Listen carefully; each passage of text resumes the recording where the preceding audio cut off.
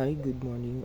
Welcome to Weekly Habit. Ngayon po, ang pag-usapan po natin is Philippians 2. And before po tayo dumako po doon, tayo ay manalangin.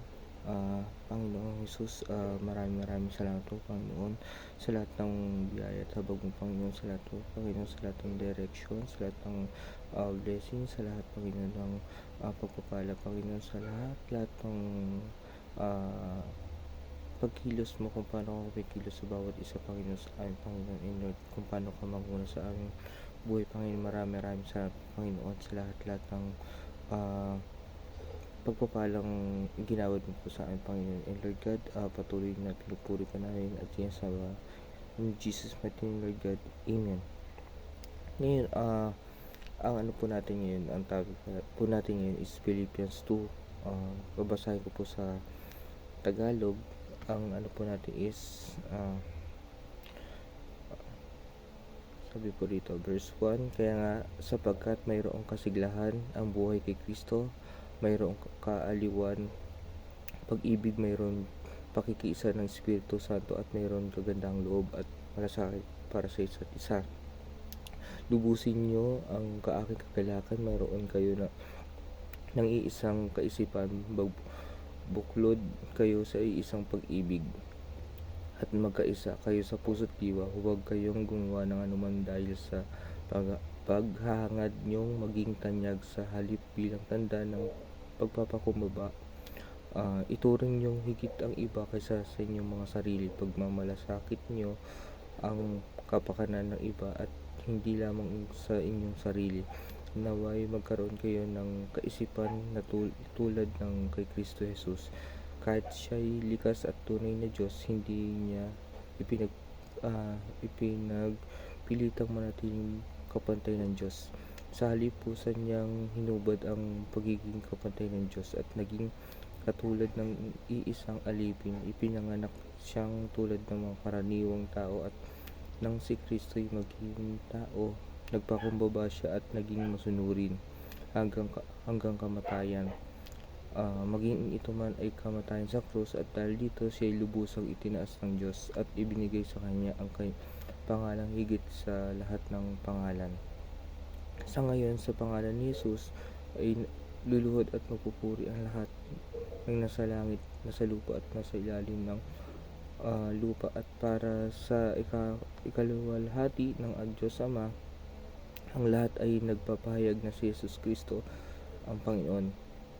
Kaya nga, mga minamahal, tulad ng inyong buong pusong pagsunod noong ako'y kasama pa ninyo, lalo kayo maging masunurin ngayon ako'y malayo sa inyo. Pagsunikapan niyong maging ganap ang inyong kaligtasan ng may lubusan paggalang at pag-ibig sa Diyos, sapagkat ang Diyos ang kumikilos sa inyong upang inyong naisin at isagawa ang kanyang kalooban. Gawin niyo ang lahat ng bagay ng walang pagtutol at pagtatalo, upang kayo'y maging mga ulirang anak ng Diyos, matuwid at walang kapintasan sa gitna ng mga taong mapanlinlang at mga masasama. Sa gayon, magsisilbi kayong ilaw sa kanila, tulad ng bituing naglilinis sa kalangitan. Habang ibinabalita niyo sa kanila ang mensahe ng nagbibigay buhay, sa gayon sa araw ng pagdating ni Kristo ay may pagmalaki kung hindi mawalan ng kabuluhan ang aking mga pagpapagal sa inyo. Kung ang buhay ko ay may maging handog para sa inyong paglilingkod at pananampalataya sa Diyos, ako'y natutuwa at ang puso ko'y nakikigalak sa inyo. Kaya't magalak din kayo at bahaginan niyo ako ng inyong kagalakan. Umaasa ako sa Panginoon Jesus na mapapapunta ko agad riyan si Timoteo upang mapanatag ang aking loob kapag aking malaman mula sa kanya ang inyong kagalakan. Wala nang higit sa kanya sa pakikisa sa aking damdamin at pagmamalasakit para sa inyong kapakanan. Ang inaatupag lamang ng iba ay ang sarili nilang kapakanan at hindi ang kay Jesus Kristo. Kayo na rin ang nakakaalam sa katapatan ni Timoteo, kasama ko siya sa pangangaral sa magandang balita. tinulungan niya ako tulad ng pagtulong ng isang anak sa kanyang ama. Kaya binabalak kong papuntahin siya riyan pagkatapos kong matiyak at ang magiging kalagayan ko rito. Subalit ako'y umaasa sa tulong ng Panginoon na ako rin ay makakapunta riyan sa lalong madaling panahon. Iniisip kong kailangan ng pauwiin dyan ang ating kapatid na Epaprodito na aking kamanggagawa at kapwa-kawal ng Diyos na isinugo niyo upang magdala ng inyong kaloob at upang makatulong rin dito. Sabik na siya sa inyong lahat nang nag-aalaga siya dahil sa nabalitaan niyong nagkasakit siya. Tunay nang siya'y nagkasakit at muntik nang mamatay. Subalit kinahabagan siya ng Diyos at hindi lamang siya kundi pati ako upang huwag nang madagdagan ang aking kalungkutan. Kaya nga nais kong ring makauwi na siya riyan sapagkat alam ko makakatuwa kayong makita siyang muli. Sa gayon mawawala na ang aking kalungkutan. Kaya tanggapin niyo siya ng buong galak bilang isang tunay na lingkod ng Panginoon. Igalang niyo ang mga taong tulad niya sapagkat muntik na siyang namatay ay alang-alang sa gawain para kay Kristo. Itinaya niya ang kanyang buhay sa paglilingkod sa akin upang mapunuan ang inyong kakulangan sa akin. Amen.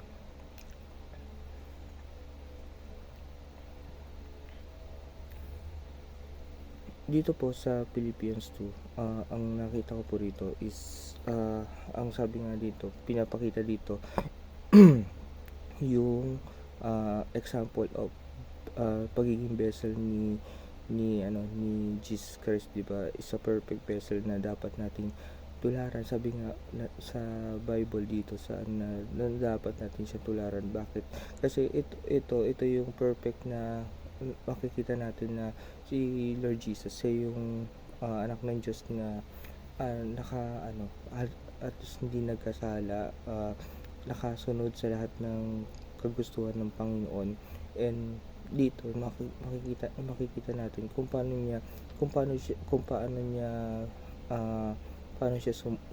siya sumunod sa kanyang ama, sa Diyos Ama, kung paano siya naglingkod, kung paano siya gumawa ng signs and wonder, ng pagpapagaling, pagpapakain, di ba? Yun pinakita niya rito. And sabi nga dito ni Lord Jesus dito, pinapakita niya doon sa mga disciple niya sa tulad na lahat ng kaya niyang gawin ay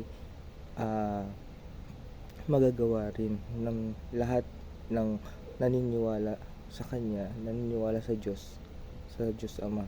And sa atin bilang mananampalataya, bilang anak ng Diyos, magagawa rin natin yung mga bagay na yun.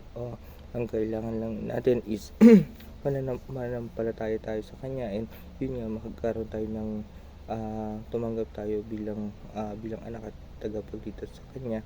And yun nga, nandun din na makikita natin na through salvation niya, magkaroon tayo ng maging magamit din yung buhay nung tayo ay tumanggap sa Panginoon, maging rin kung paano natin tinanggap yung buhay na walang hanggan sa Panginoon.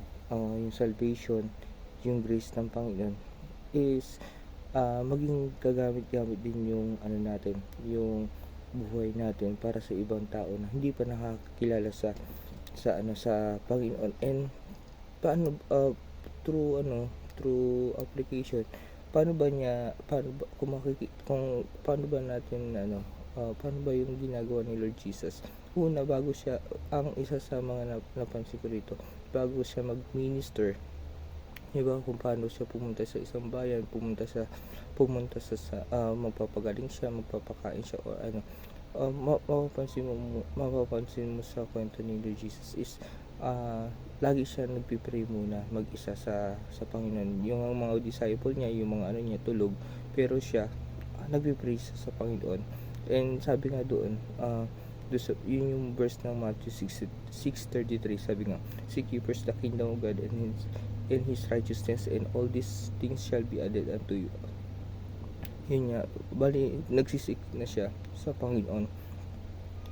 Wino-worship na niya, nakikipag-usap na siya sa sa Panginoon, nakikipag-interact na siya. And dun sa pagkikipag-interact niya, nagkakaroon siya ng malalim na ugnayan sa Ama, at dun niya nakukuha yung message ng Panginoon. And yun nga, habang nakikipag-usap siya sa Panginoon, sa lahat ng ginagawa niya, nagiging perfect yung ginagawa niya. Lahat ng instruction niya, lahat ng galaw niya, lahat ng pag-minister niya is isa guided from God. And yun nga, sa atin bilang napaka-importante sa paggising pala natin ng umaga, nagpi-pray na tayo, 'di ba? Nagpi-pray na tayo ng direction, nagpi-pray na tayo ng protection, ng blessing, 'di ba? Na i-guide tayo ng Holy Spirit, ng Lord, 'di ba, sa araw-araw nating ginagawa. Yun ng natin. And yun nga, kung paano natin pinapakain din yung sarili natin in physical, dun din dapat pinapakain din natin yung sarili natin ng salita ng Diyos, lagi tayong magano sa presence ng Lord. Lagi natin isik yung presence ng Lord. Lagi tayo mag-silent tayo sa Kanya. And yun nga, kahit dati pa yung instruction ng Panginoon, lagi tayong nire-remind ng Lord na kahit gaano tayo kabisi sa mundong ito, sa trabaho, sa pag-aaral, sa lahat ng ginagawa natin, nandun, bigyan pa rin natin ng time yung pagpi-pray natin sa Panginoon, na patuloy pa rin tayong manalangin sa lahat ng oras, nasa sa trabaho man tayo, pag-aaral, or ano man ang ginagawa natin. Lagi tayong connect sa Kanya, kasi si Lord yun nagbibigay ng guidance sa atin, kahit ano man ang ginagawa natin. And yun nga, sa pagpi-pray natin, sabi ko nga kanina, siya yung nagbibigay ng guidance. And sa pagsisik natin sa Panginoon dito, nakukuha natin yung nalalaman natin yung desire ng God, ni Father God, ni Lord Jesus sa buhay natin. And dito nga, sabi nga, may isa pang verse is Jeremiah 29:11. Sabi nga doon, "For I know the plans I have for you, declare the Lord, plans to prosper you and not to harm you, and plans to give you a future, hope and a future." Sabi nga, ibig sabihin, mula nung pinanganak tayo, mula nung pinaglilihipan tayo ng magulang natin, yung yung road, yung blue masterpiece natin, yung plano mula nang ipapanganak tayo hanggang tumanda tayo, hanggang bumalik tayo sa Panginoon. Lahat lahat ng nakalatag na yan. Ang na lang natin is lalakarin. And paano natin malalaman yung plano ng Lord sa buhay natin? Yun nga, to seek the Lord talaga, and malaman natin yung kalooban ng Lord sa sa buhay natin. Malaman natin yung ano ba yung gusto ng Lord, ano yung natin, di ba? Ano yung dapat natin lakaran. And sa paglakad natin sa Panginoon, doon na hindi lang yung patutunguhan natin, kundi yung character natin, yung spirit natin, yung mindset natin, yung puso natin, unti-unting binabago ng Panginoon pagka nandun tayo sa presence ng Panginoon. Kasi kung tayo lang din naman, as kahit nasabi mong na born again tayo, kahit nakakilala tayo sa Panginoon, kung wala naman tayo sa totally sa presence ng Panginoon, hindi naman mababago yung puso natin. Pero sabi nga, ang kaya lang magpabago ng puso natin at isipan natin o yung pagkatao natin is yung presence ng Panginoon. Kasi possible na pwede mong baguhin yung parang yung mga New Year resolution, sabi mo nang hindi mo na gagawin yung mga bagay na ito, pero after a day, a week, year, bumabalik tayo. Kasi bakit nga? Kasi tinanggal lang natin sa sarili by own strength natin, pero hindi naman natin ginagawa yun by the power of the Holy Spirit. Ibig sabihin, bumabalik at and yun nga, dahil doon natin malalaman na doon nga sa pagsisik natin, patuloy natin na isik ang presence ng Lord. And yun nga, sabi nga, humility and humbleness ang kailangan natin sa Panginoon. Yun yung unang need natin para patuloy tayo makasunod sa Panginoon. Yun lamang po, and God bless. Maraming salamat po sa pakikinig. And tayo na po ay manalangin. Panginoong Jesus, maraming salamat po, Panginoon, sa lahat ng pagpapala, sa lahat ng word, revelation, Lord God, na binigay mo sa oras na ito, Panginoon. Maraming salamat po sa lahat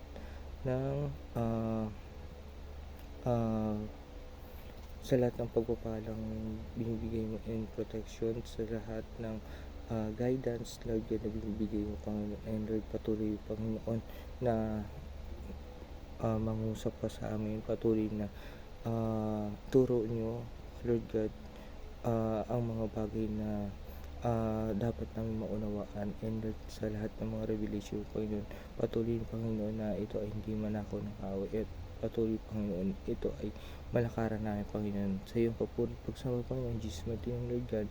Amen and amen. Salamat po.